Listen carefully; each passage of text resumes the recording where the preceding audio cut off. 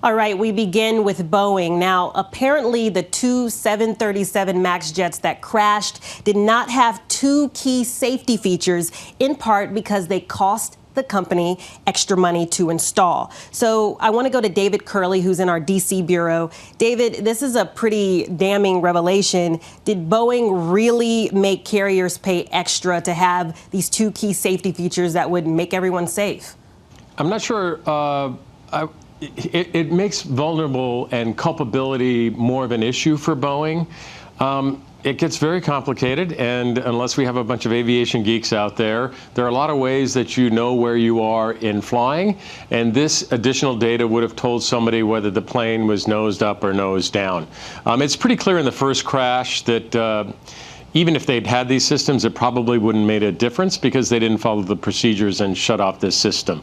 But with all that stated, Boeing is now adding one of these safety features into its software upgrade, which it will install in all 737 MAXs.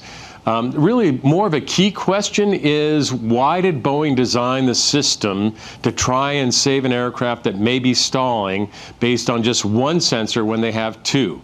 There are two sensors there, and why were they pulling data off of just one instead of both? Well, guess what? The upgrade will have the fact that they're going to pull off of both of those sensors to determine whether or not this plane goes into a dive to keep it from stalling, which shouldn't have happened in Lion Air. We still don't know what happened in Ethiopia. So you mentioned the new software. I just honestly can't imagine that even when they install the new software, people would feel okay and ready to get back on these planes.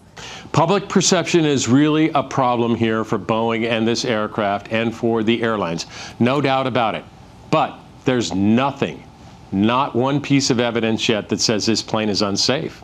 In the first crash in Lion Air, the sensor was put in incorrectly, and then the pilots didn't respond correctly. There's been no final report, but it appears that's going to be pilot error. There are indications that Ethiopia could be pilot error as well. So while you may argue that did Boeing have enough robust engineering into the system to do this dramatic move in case you had a stall, that can be argued. But there's nothing yet that says this plane is unsafe. Is there anything else that we should be focused on in this investigation? Absolutely. Right now, the Ethiopians for 5 days have had the data from the black box of the crash, the second crash of a 737 MAX. If there is something wrong with this aircraft, if there is data that says something is wrong, we need to know, us and the flying public, or why would you want to get onto this aircraft? And they have not released one shred of evidence one way or the other as to whether or not that plane went down in Ethiopia a week ago Sunday because of pilot error, because there's something inherently wrong with this aircraft.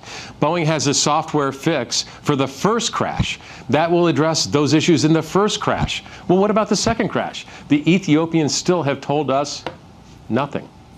All right, David, pretty scary situation. We appreciate it. Thank you so much. Bet.